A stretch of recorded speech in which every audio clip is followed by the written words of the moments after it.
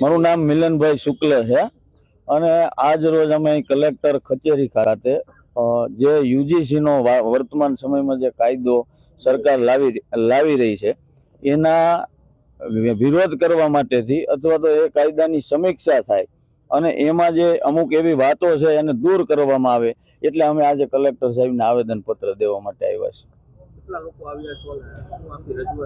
અમે આજે બ્રહ્મ સમાજના ઘણા બધા યુવાનો આવ્યા છે, ક્ષત્રિય કરણી સેનાના પણ પદાધિકારીઓની ઉપસ્થિતિ છે ને અમુક લોકો હજી આવી પણ રહ્યા છે। અમારી માંગણી એવી છે કે જે બિલ સરકાર લાવી છે, જે કાયદો સરકાર લાવી છે એનાથી વર્ગ વિગ્રહ વધારે ફેલાય, જાતિવાદ વધારે ફેલાય એવું અમને લાગે છે। અમારા સવર્ણ બાળકો ક્યાંક ને ક્યાંક આનો ભોગ બને એનું ઉદાહરણ સાથે હું તમને કહું તો અત્યારે ઓબીસી ને પણ આમાં જોડે છે। તો ઘણી જ્ઞાતિઓ એવી છે કે જે બ્રાહ્મણોની પેટા જ્ઞાતિ હોય એ પણ ઓબીસી માં છે, ક્ષત્રિયોની પેટા જ્ઞાતિ હોય એ પણ ઓબીસી માં છે। ઘણી જ્ઞાતિઓ એવી છે, ઉદાહરણ તરીકે ગુજરાતમાં ઓબીસી માં આવતી હોય, બીજા રાજ્યમાં સવર્ણમાં આવતી હોય। તો આ સરકાર જેવી રીતે અત્યાર સુધી જાતિઓમાં વિભાજિત કરી અને હિન્દુઓને અલગ અલગ પાડી અને જેવી રીતે અત્યાર સુધીના રાજકીય પક્ષોએ જે પાપ કર્યું એ પાપ આ સરકાર પણ કરવા માંગે છે। અમને સમજાતું નથી કે ફક્ત ને ફક્ત સવર્ણોને આની કમિટીમાં ન રાખવા અથવા તો ફક્ત સવર્ણોને તે આમાંથી બાકાત રાખવા એ શું દર્શાવે છે? આપ બધા જાણો છો કે જેએનયુ જેવી યુનિવર્સિટીમાં દિલ્હીની બ્રાહ્મણ બનિયા ભારત છોડોના નારા લાગતા હોય, તિલક તલવાર તરાજુ ઇનકો જૂતે મારો ચાર। હવે આ લોકો શોષિત છે, કેવી રીતે આ લોકો શોષિત ગણાય? એટલે આ જાણી જોઈ અને હિન્દુઓને વિભાજિત કરવા માટેથી બ્રાહ્મણોને ટાર્ગેટ કરવામાં આવે છે ને બ્રાહ્મણોને એટલે ટાર્ગેટ કરવામાં આવે છે કે સનાતન ધર્મની જે રીડ છે એ બ્રાહ્મણો છે ને બ્રાહ્મણો તૂટે એટલે આખો સનાતન વેર વિખેર થઈ જાય।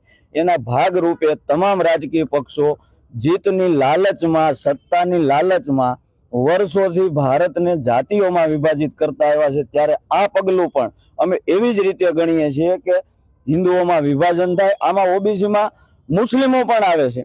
તો આ સરકાર કરવા શું માંગે છે મને સમજાતું નથી। એટલે અમારો ચોક્કસથી વિરોધ છે। અમારી સ્પષ્ટ માંગણી છે કે કાયદો દરેક માટે સમાન હોવો જોઈએ।